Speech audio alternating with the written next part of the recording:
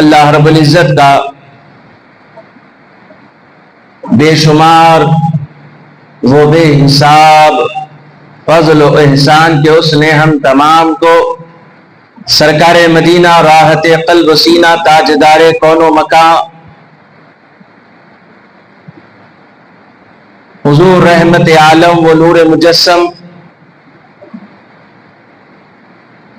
دو عالم کے مالک و مختار حبیب کردادار بے نواؤں کے داتا غریبوں کے آقا ملجا ماوا و مولا حضور سیدنا محمد مصطفیٰ احمد مصطفیٰ صلی اللہ علیہ وآلہ وسلم کی امت بابرکت میں پیدا فرمایا۔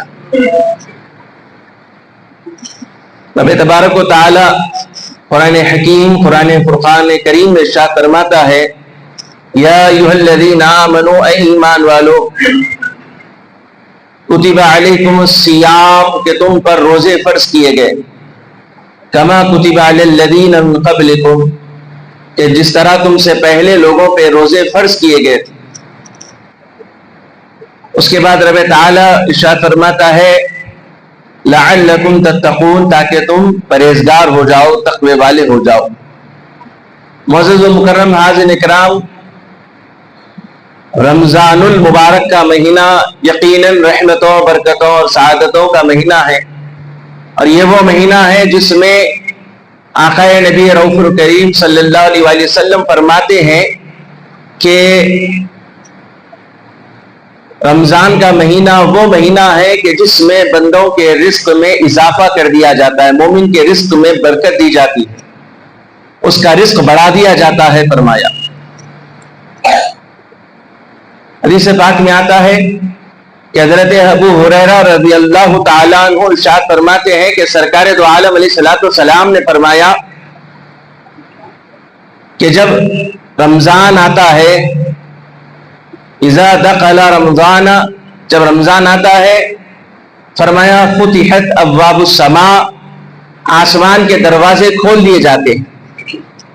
وفی روایت فتحت ابواب الجنہ اور ایک روایت میں ہے کہ جنت کے دروازے کھول دیے جاتے ہیں، اور ایک روایت میں ہے وہ فتحت الرحمہ رحمت کے دروازے کھول دیے جاتے ہیں، اور فرمایا کہ جہنم کے دروازے بند کر دیے جاتے ہیں۔ وغلقت الابواب الجہنم جہنم کے دروازے بند کر دیے جاتے ہیں، اور فرمایا وسلسلۃ الشیاطین اور شیاطین کو جکڑ دیا جاتا ہے، ان کے ہاتھ پیر میں بیڑیاں ڈال دی جاتی ہیں، ان کے ہاتھ پیر میں بیڑیاں ڈال دی جاتی ہیں، انہیں قید کر دیا جاتا ہے۔ اور اس مہینے کی فضیلت کے لیے کیا یہ کم ہے کہ اس میں رحمت کے جنت کے اور آسمان کے دروازے کھول دیے جاتے ہیں۔ اب ان تینوں روایت میں فرمایا یہ گیا کہ جنت کے دروازے سے مراد تو یہی ہے کہ اس میں بخشش کا عام اعلان ہوتا ہے، اور اس رمضان کی ہر رات میں بے شمار لوگوں کی بخشش کر دی جاتی ہے، یعنی شب رمضان میں بے شمار لوگوں کو بخش دیا جاتا ہے، اللہ رب العزت ان کی مغفرت فرماتا ہے۔ اور آسمان کے دروازے کھول دیے جانے سے کیا مراد ہے؟ فرمایا کہ آسمان کے دروازے کھول دیے جانے سے مراد یہ ہے کہ رحمت الہی کا نزول ہوتا رہتا ہے۔ اور پھر جو تیسری روایت میں ہے وفی روایت فتحت ابواب الرحمہ رحمت کے دروازے جو کھول دیے جاتے ہیں، تو واضح بات ہے کہ اس میں رحمت ہی رحمت کا ذکر کیا جا رہا ہے۔ تو معزز و مکرم حاضرین کرام، یہ اللہ کا بے شمار فضل اور اس کا احسان ہے کہ اس نے ہم کو آقا نبی کریم صلی اللہ علیہ وآلہ وسلم کی نسبت کے صدقے یہ نعمت یہ انعام ہم کو رمضان جیسا عطا فرمایا ہے، جس میں اللہ رب العزت اپنے بندوں کی مغفرت فرماتا ہے۔ اور یقیناً مبارکباد ہے وہ لوگ جو اس رمضان میں اس کے دن اور رات میں شب و روز میں روزے رہ کر عبادتیں کر کر اللہ کو راضی کرتے ہیں۔ کامیاب ہو گیا وہ شخص جو اس رمضان کو اللہ اس کے رسول کی رضا کے مطابق گزار لیتا ہے، روزے رکھ کر، عبادتیں کر کر، نمازیں ادا کر کر، تراویح و تسبیح کا اہتمام کر کر وہ اپنے آپ کی بخشش کروا رہا ہے، اور یقیناً اللہ رب العزت اس بندے کو بخش دیتا ہے۔ چنانچہ اللہ رب العزت کا ارشاد ہے کہ جو ذرے برابر نیکی کرتا ہے، جو ذرہ برابر برائی کرتا ہے، رب تعالیٰ کا ارشاد ہے، فرماتا ہے کہ اللہ تبارک و تعالیٰ جو ذرہ برابر نیکی کرے گا اللہ اس کو دیکھ لے گا، اور فرمایا جو ذرہ برابر نیکی کرے گا اللہ رب العزت اس کو بھی دیکھ لے گا۔ مطلب یہ ہے کہ جو ذرہ برابر بھی نیکی کرتا ہے اللہ اس کا اجر عطا فرماتا ہے۔ پھر یہ کیوں نہ ہو کہ جو بھوکا پیاسا اللہ کی خاطر کھانے پینے کی حلال چیزوں سے اپنے آپ کو روکے رکھتا ہے، طلوع فجر سے پہلے سے لے کر غروب آفتاب تک اپنے آپ کو کھانے پینے سے روکے رکھتا ہے، تو پھر کیسے رب تبارک و تعالیٰ اس کی بخشش نہ فرمائے؟ یقیناً اللہ رب العزت اس بندے کی مغفرت فرماتا ہے، اس کو بخش دیتا ہے جو رمضان کے روزوں کا اہتمام کرتا ہے، رمضان میں عبادتوں کا اہتمام کرتا ہے۔ رب تبارک و تعالیٰ کی عبادت ہی ہماری زندگی کا مقصود ہے، چنانچہ اللہ رب العزت کی عبادت اور اس کی بندگی یہ ہمارا مقصود ہے، اور اللہ تبارک و تعالیٰ کی عبادت میں بندگی میں ہمارا وقت صرف ہونا چاہیے، گزرنا چاہیے۔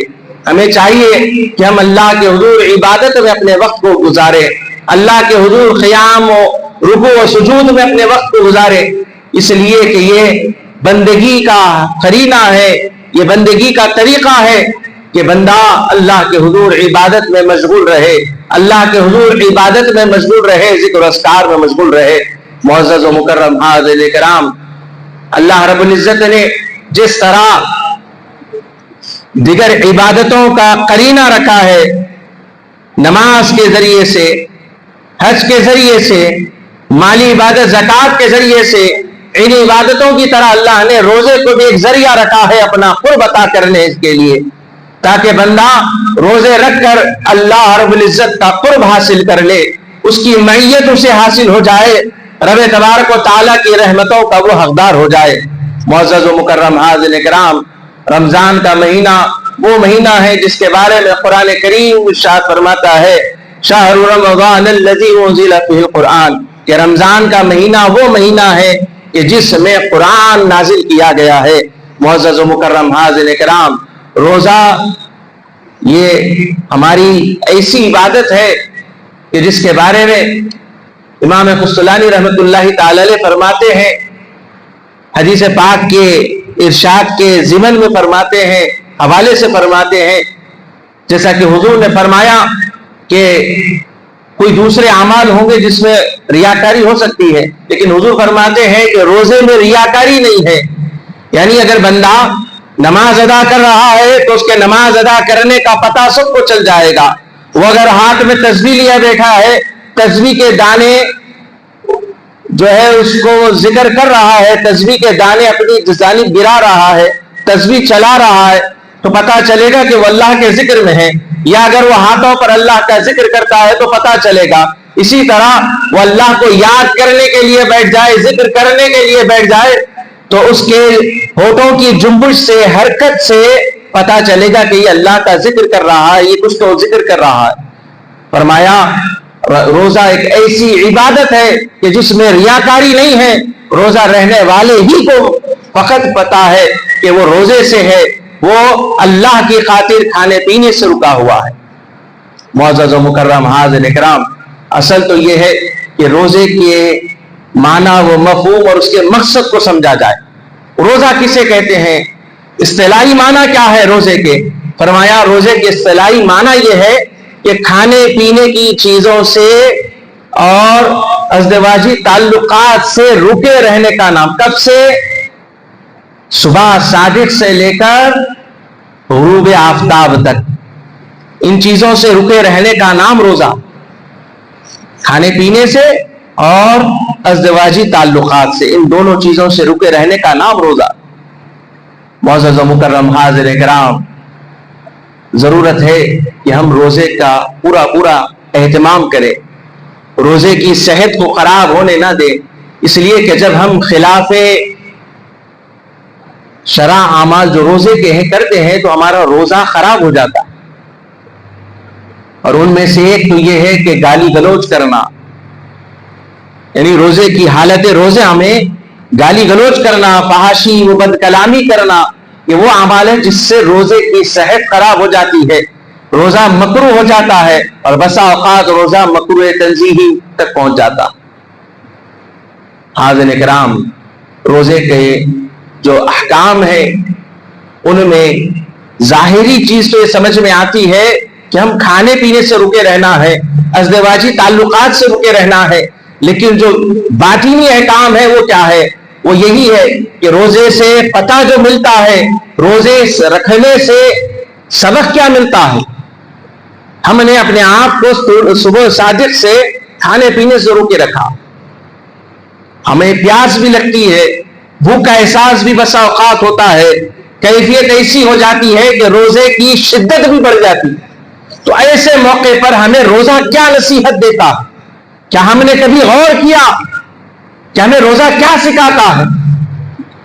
آپ غور کریں تو آپ کے خود اندر سے جواب آئے گا کہ یہ روزہ ہمیں صبر سکھاتا ہے، یہ روزہ ہمیں صبر و استقلال کی تعلیم دیتا ہے، یہ روزہ ہمیں اپنے آپ پر کنٹرول رکھنا سکھاتا ہے، یہ روزہ ہمیں اللہ اور اس کے رسول کے احکام کو سمجھنے کا فہم ہم کو دیتا ہے۔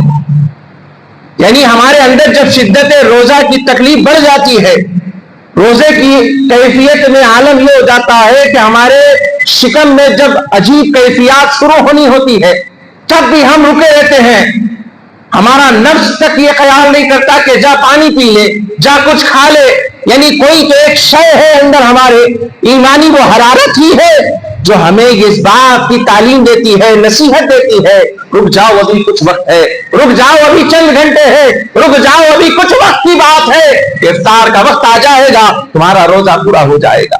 یہ اندر سے آتی ہے نا، یہ ایمانی صدا ہوتی ہے، یہ ایمانی آواز ہوتی ہے جو ہمارے حوصلے کو بلند کرتی ہے، ایک روزے دار کے حوصلے کو بلند کرتی ہے، اسے ہمت و طاقت دیتی ہے کہ رک جاؤ ابھی تھوڑا وقت ہے کہ تمہیں سحرن کا وقت ہو جائے گا، اذانیں بلند ہو جائے گی، مسجد سے افطار کا اعلان ہو جائے گا۔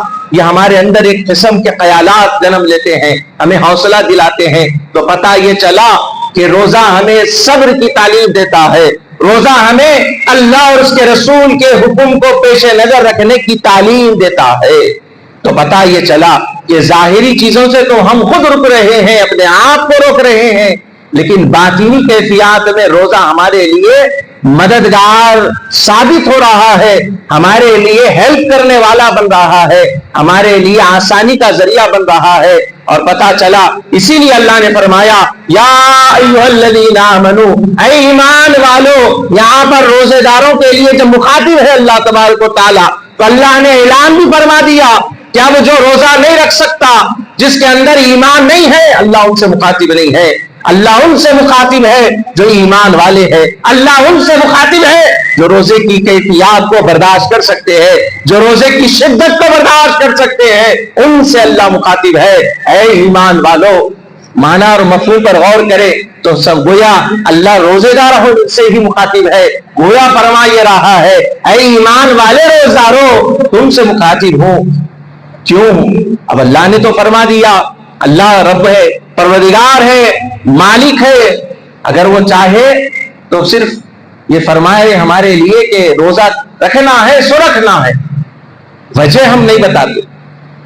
ایک یہ چیز ہے کہ حکم بتا دیا گیا یہ کرنا ہے سو کرنا، اللہ کی مرضی، لیکن اللہ نے ایمان والوں سے، امت محمدیہ سے، میرے اور آپ کے آقا کی امت ہونے کی وجہ سے اللہ نے اس نسبت اور تعلق کی بنا پر فرماتا ہے، یعنی ڈھارس بندی ہے، حوصلہ افزائی ہے، ہماری ہمت کو اللہ بڑھا رہا ہے، فرماتا ہے یا ایھا الذین آمنو، اے ایمان والو، کتب علیکم الصیام، کہ تم پر روزے فرض کیے گئے۔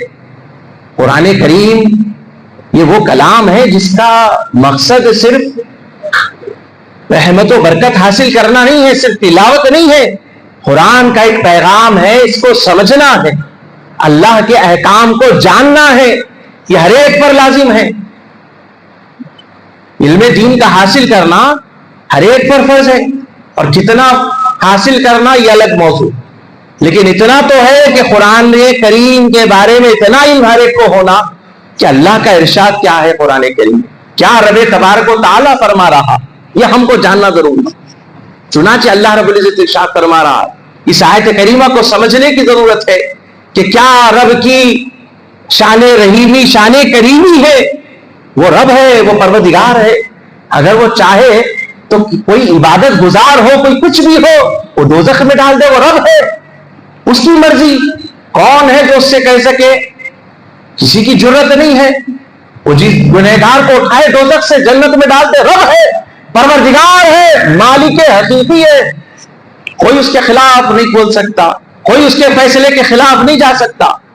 لیکن پھر بھی دیکھو آپ، امت محمدیہ سے جو تعلق ہے، جو امت محمدیہ سے نسبت کی بنا پر اللہ اس امت سے فرماتا ہے یا ایھا الذین آمنوا کتب علیکم الصیام، یہاں تک صحیح تھا، لیکن اللہ کا یہ دیکھو معاملہ کہ اللہ اپنے نبی کے امتیوں سے فرماتا ہے کما کتب علی الذین من قبلکم، یہاں اللہ رب العزت فرماتا ہے کما کتب علی الذین من قبلکم کہ اے ایمان والو تم پر روزے فرض کیے گئے، اور آگے اللہ فرماتے کما کتب علی الذین من قبلکم، تم سے پہلے لوگوں پر بھی فرض کیے گئے، یعنی اے ایمان والو گھبراؤ نہیں، یہ ایک مہینے کے روزے، یہ ایک مہینے کے روزے تمہارا کچھ نہیں بگاڑیں گے، یہ ایک مہینے کے روزے تمہیں ختم نہیں کریں گے، یہ ایک مہینے کے روزے تمہاری قوت کو ختم نہیں کریں گے،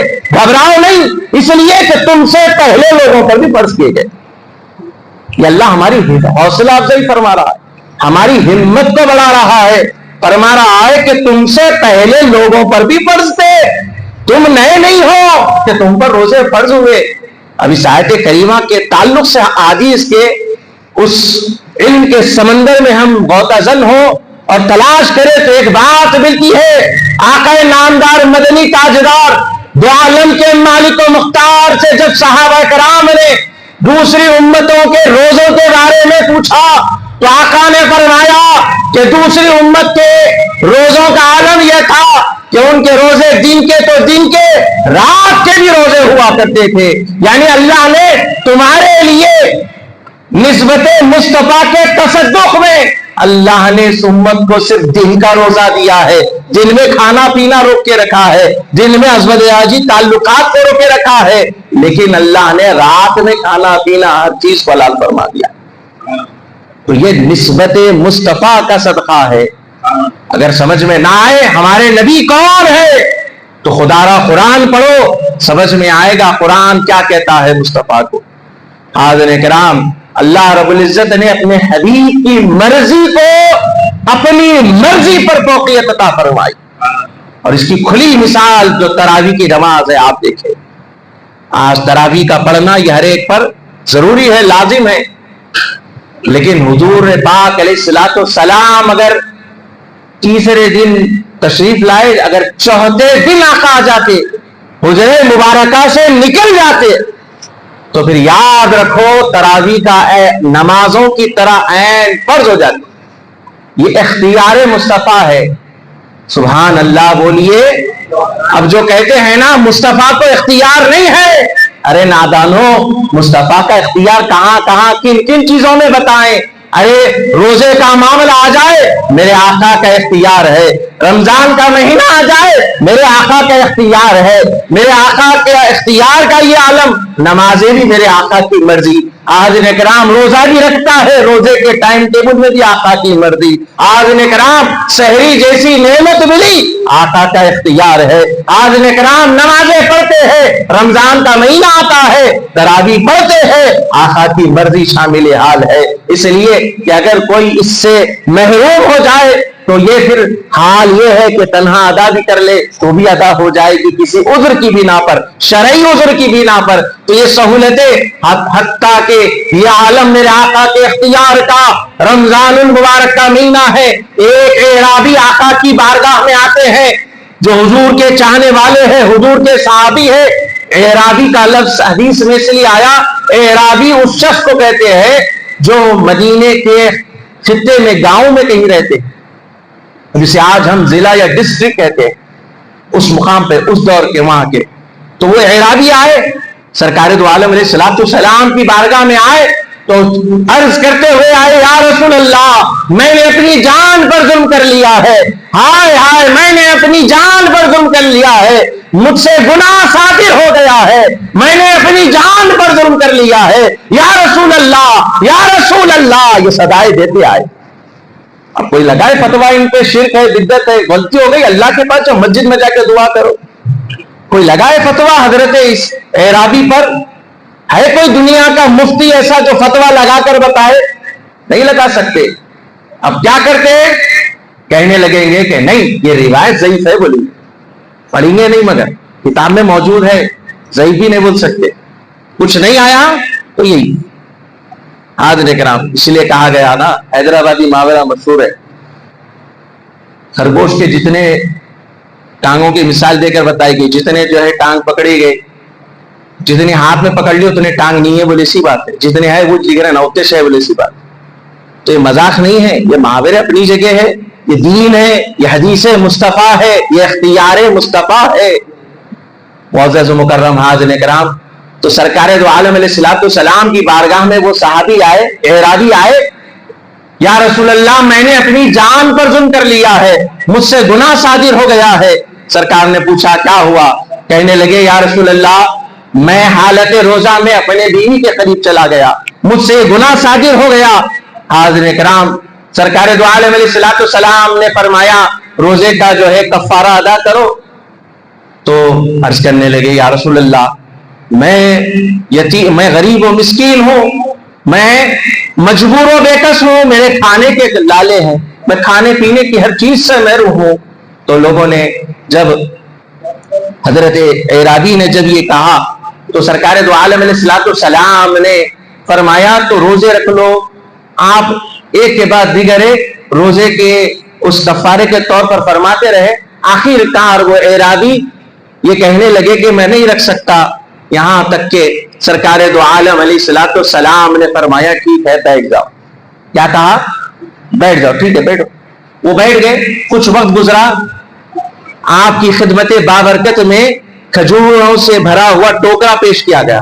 آقا علیہ الصلوۃ والسلام نے جیسے ہی وہ ٹوکرا آپ کی خدمت میں آیا تو آقا نے وہ ٹوکرا اٹھایا اور اس اعرابی کو دیا اور فرمایا کہ جا یہ تیرے روزے کا کفارہ ہے، جا یہ لوگوں میں تقسیم، یا مسکینوں میں تیرے قوم میں جو بھی مجبور و بےکس ہے ان کے پاس تقسیم کر دے، تیرے روزے کا جو کفارہ ہے وہ ادا ہو جائے. اب یہاں تک تو اختیار مصطفیٰ. اب وہ شخص نے جب جیسے ہی کہا تو سرکار دو عالم علیہ الصلوۃ والسلام سے پھر وہ کہنے لگا یا رسول اللہ میری قوم میں، میرے قبیلے میں مجھ سے زیادہ پریشان حال، مفلوق الحال کوئی نہیں ہے. یعنی جتنا بھوکا پیاسا میں ہوں میرے گھر میں فاقہ تک ہی ہے، یا رسول اللہ مجھ سے زیادہ کوئی ہے ہی نہیں میرے قبیلے میں. آقا علیہ الصلوۃ والسلام مسکرا اٹھے، فرمایا جا یہ کھجور تو کھا، تیری اولاد کو کھلا، تیرا روزے کا کفارہ ادا ہو جائے گا. تو یہ میرے آقا کا اختیار ہے. نادانو حدیثیں پڑھ لیے، قرآن بھی یاد کر لیا، سب کچھ کر لیا، لیکن اس نے مصطفیٰ سینے میں نہیں اتارا. سمجھ میں کہاں سے آئے اختیار مصطفیٰ کیا ہے؟ معزز و مکرم حاضرین کرام، آقا کی نسبت اور یہ تصدق ہی ہے کہ اللہ ہم کو ہر نعمت عطا فرماتا ہے. معزز و مکرم حاضرین کرام، قرآن کریم میں اللہ نے خود ارشاد فرما دیا کہ محبوب آپ ان کے درمیان ہو، اس وجہ سے ہم عذاب نہیں بھیجتے. معزز و مکرم حاضرین کرام، آج ہمارے درمیان ہر ایک طرح کی برائی بھی موجود ہے، آپسی تعلقات بھی خراب ہوتے جا رہے ہیں، آپسی تعلقات بھی خراب ہوتے جا رہے ہیں. ہماری حالت یہ ہے کہ نمازوں کو ہم قضا کر رہے ہیں، ہماری حالت یہ ہے کہ کہ ہم نمازوں کو پسے پش ڈالے ہوئے ہیں، تراویح کی نماز کا اہتمام ہمارے پاس نہیں ہو رہا ہے۔ معزز و مکرم حاضرین کرام، معاملہ یہاں تک ہے کہ سحری جیسی نعمت کا ہم مذاق بنا رہے ہیں، اور وہ کیا ہے؟ سحری کے وقت کے بارے میں بتا دیا گیا، کیا فرمایا گیا؟ قرآن کریم میں اللہ کا ارشاد بھی موجود ہے، احادیث کریمہ بھی موجود ہے، لیکن اس کے بعد اب چونکہ موضوع نہیں ہے کہ میں اس آیت کریمہ حدیث پاک کو پیش کروں، چونکہ میرا موضوع کچھ اور تھا، لیکن یہ کچھ باتیں ہیں جو ہماری اصلاح ہو جائے ہماری، اور وہ کیا ہے کہ سحری کا موقع آتا ہے ہمارے درمیان، یہ عام فہم بات ہے کہ سمجھ رہے ہیں کہ اذان ہوتی رہے گی جب تک کھا سکتے۔ یہ کس نے کہا؟ کس سے آپ نے سنا؟ کس حدیث میں یہ بات آئی؟ کس نے آپ سے یہ کہہ دیا؟ کہنے والا کون ہے کہ جو اذان تک کھانے کی آپ کو بات بتا رہا ہے؟ یہ اذان کا وقت الگ چیز ہے، طلوع آفتاب الگ چیز ہے، غروب آفتاب الگ چیز ہے۔ روزے کی جو ٹائمنگ ہے، پر کیا ہے؟ صبح صادق سے پہلے تک ہے سحری کا وقت۔ کب تک ہے؟ صبح صادق۔ اب اس میں ہم اگر رعایت نہیں رکھیں، نماز کا وقت شروع ہوتا ہے فلاں وقت میں اور سحری کا وقت فلاں، تو جو سحری کا وقت ہے دراصل یہ وہ وقت ہے کہ جس میں صبح صادق کے بعد شروع ہونے والا وہ وقت، اور ہم اذانوں تک اگر کھاتے رہیں گے تو یہ غلط بات، یہ سحری کا مذاق ہم بنا رہے ہیں۔ اس لیے کہ جو سحری کا وقت ہے وہ صبح صادق سے پہلے تک، اور پھر یہ حال کہ نہیں ادھر کی اذان ہو رہی ہے، دور کی اذان ہو رہی ہے، نزدیک کی اذان ہو تک کھا سکتے۔ یہ آپ نے شریعت کو آپ فالو کرنا ہے یا آپ کی طبیعت کو چلانا؟ ایک ہے شریعت جس پہ ہم کو چلنا ہے، نہ کہ طبیعت پہ، یعنی آپ کی طبیعت میں آ رہا کہ یہ مسجد کی اذان سن کے صحیح نہیں روکتا ہوں، تو آپ کی طبیعت پہ روزہ چل رہا، شریعت پہ چل رہا۔ تو معزز و مکرم حاضرین کرام، تو ہم کو اس کا لحاظ رکھنے کی ضرورت ہے کہ اگر ہم اس انداز سے دیکھیں نمازوں کے وقت کا کہ اذان سے اس کے تعلق رکھتے ہیں، تو پھر آپ یہ غور کریں کہ اللہ رب العزت کا جو ارشاد قرآن پاک میں موجود ہے، اور پھر افطار کا جو موقع آتا ہے آپ اس پر غور کریں کہ اس موقع پر مغرب کی اذان سے اس کا تعلق نہیں ہے بلکہ غروب آفتاب۔ اور کیا ہوا اس بارے میں بھی عرض کر دیا جائے۔ جب ایک مرتبہ کا واقعہ ہے کہ روزہ افطار کا موقع ہوا تو ایک شخص جو ہے اونچائی کی جگہ پر تھا، یہ واقعہ فقہاء کرام نے لکھا، اور ایک نیچے کی جانب تھا، تو اب جس کو سورج غروب ہو گیا نظر آ گیا، آسمان میں جو اس کے آثار ہیں افطار کے وہ نظر آ گئے، تو افطار کا کرنے کا موقع۔ اور جس کو سورج نظر آ رہا ہے وہ اونچائی جگہ پر ہے، یہی ہوتا ہے نا۔ اب جتنے اضلاع ہے حیدرآباد کے وغیرہ کے تلنگانہ کے جتنے، اب آپ دیکھیں کہ ہر جگہ میں کہیں نہ کہیں منٹوں کا فرق آتا ہے، تو یہاں پر یہ فرق، یہ بات کو سمجھنے کی ضرورت ہے۔ یہ رہا سحری کا معاملہ۔ دوسرا یہ کہ سحری کو پسے پش ڈال دینا، کہ سحری کو ضروری نہیں سمجھنا، یہ خلاف سنت عمل ہے۔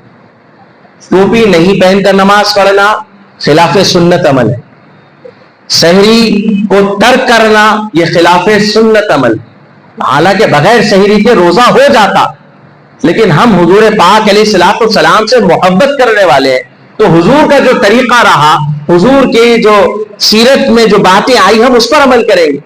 تو حضور پاک علیہ الصلوۃ والسلام ٹوپی پہن کر نماز ادا فرماتے، بلکہ آپ کے سر انور پر امامہ شریف ہوتا، اور پھر اس امامہ شریف پر ایک ردا ہوتی، چادر ہوتی جس کو آپ اوڑھتے۔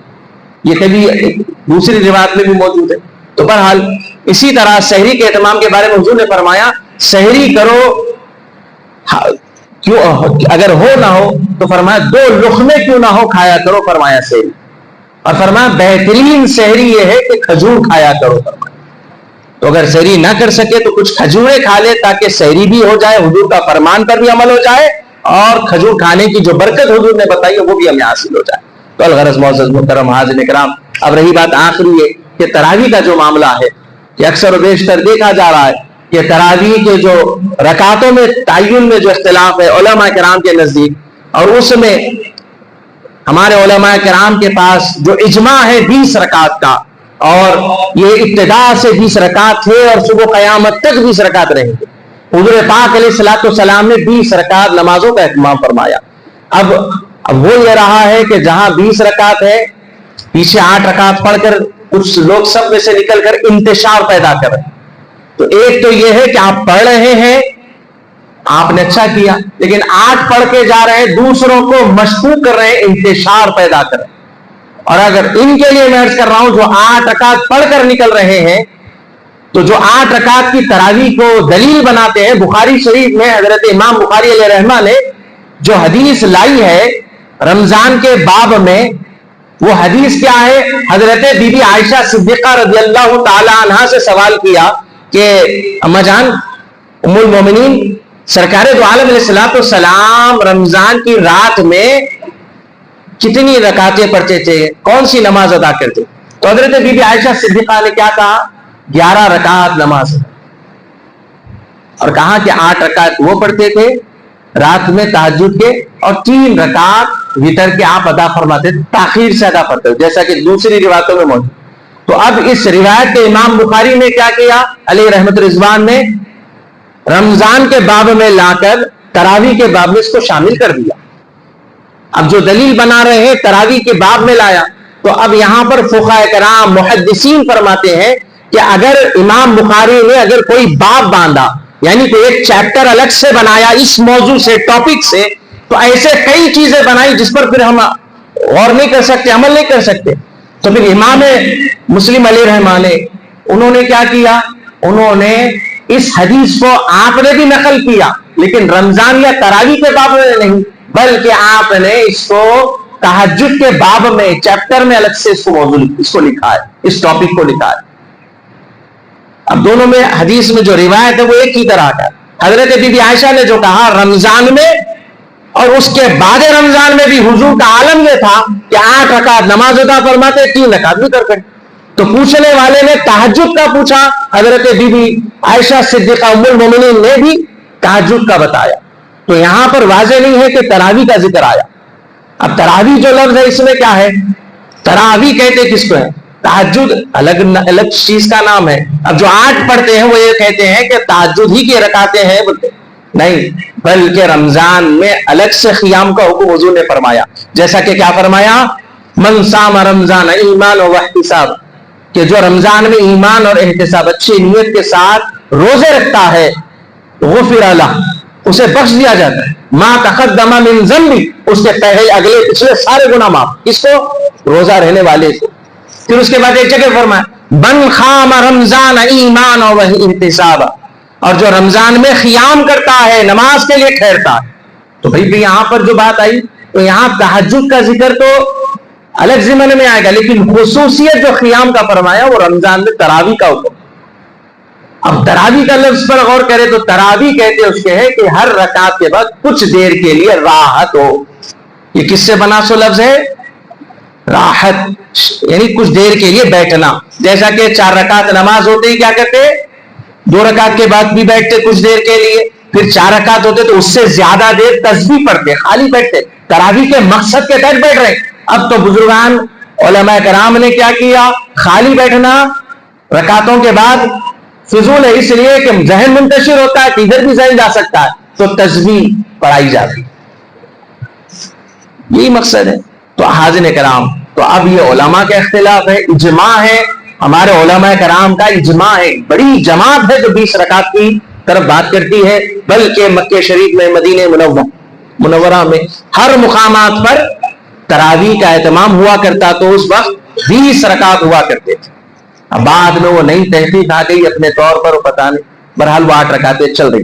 تو معزز و مکرم حاضرین کرام، تو ضرورت ہے کہ ہم ان باتوں پر غور کریں، سمجھیں، اور اس رمضان کو ضائع نہ کریں، اس رمضان کے ایک ایک دن کو غنیمت جانیں اور اللہ کے حضور عبادت میں مشغول رہیں. تراویح کا اہتمام کریں، 20 رکعت پورے ادا کریں. کسی بھی کشمکش میں، تشویش میں، ٹینشن میں آنے کی ضرورت نہیں ہے. علماء کرام سے آپ رجوع ہو سکتے ہیں. 20 رکعت کے بارے میں دلائل کے انبار موجود ہیں.